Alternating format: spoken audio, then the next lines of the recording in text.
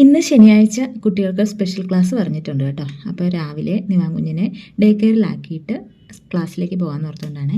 അപ്പോൾ പയറുമെഴുക്ക് വരട്ടി ഞാൻ വെച്ചിട്ടുണ്ട്, ചോറ് വെന്ത് വാർത്തു കേട്ടോ.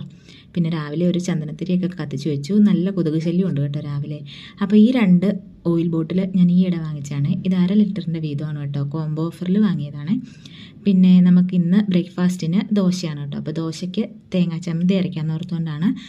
പിന്നെ നമുക്ക് തക്കാളിക്കറിയുണ്ട്. തക്കാളിക്കറി മീറ്റ് മസാലയൊക്കെ ഇട്ട് വെറുതെ സിമ്പിളായിട്ടുള്ള ഒരു ചാറ് കറിക്ക് വേണ്ടിയിട്ട് ഞാൻ അങ്ങ് തട്ടിക്കൂട്ടി എടുക്കുന്ന കേട്ടോ.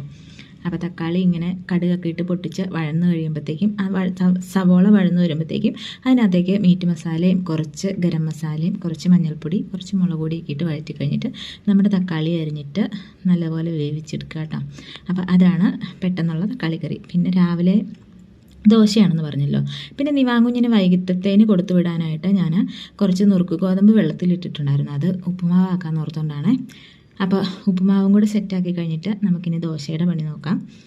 ഉപ്പുമാവിന് വേണ്ടിയിട്ട് കടുകൊക്കെ ഇട്ട് പൊട്ടിക്കഴിയുമ്പോഴത്തേക്ക് നമ്മുടെ കയ്യിലുള്ള പച്ചക്കറിയൊക്കെ ഇട്ട് കുഞ്ഞു കുഞ്ഞായിട്ട് അരിഞ്ഞു കൊടുക്കാം കേട്ടോ.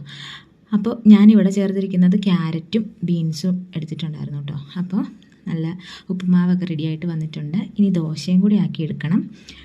സത്യത്തിൽ ഇഡലി ആക്കണം എന്നാണ് വിചാരിച്ചത്. പിന്നെ സമയമില്ലാത്ത കാരണം ഞാൻ പെട്ടെന്ന് ഒരു 5 ദോശ ഉണ്ടാക്കിയെടുത്തു കേട്ടോ, ഞങ്ങൾക്ക് 2 പേർക്കും വേണ്ടി മാത്രം. പിന്നെ ഇത് നിവാങ്കുഞ്ഞിനുള്ള ജ്യൂസ്, അങ്ങനെ എല്ലാം സെറ്റായി. ഈ ജ്യൂസ് കപ്പ് ഞാൻ മീഷോയിൽ നിന്ന് വാങ്ങിച്ചാണേ. അപ്പോൾ ഇതിൻ്റെ ഇപ്പോൾ കോംബോ ഓഫർ കിടപ്പുണ്ട് കേട്ടോ. ഈ ജ്യൂസ് കപ്പിന് ഇപ്പം വിലക്കുറവുണ്ട് കേട്ടോ. അപ്പോൾ ദശയുടെ വടയിൽ നിന്ന് രാവിലത്തെ ജോലികളെല്ലാം തീർന്നിട്ടുണ്ട്. നമുക്ക് പുതിയൊരു വീഡിയോ ആയിട്ട് വീണ്ടും കാണാം. അതുവരെ ബായ്.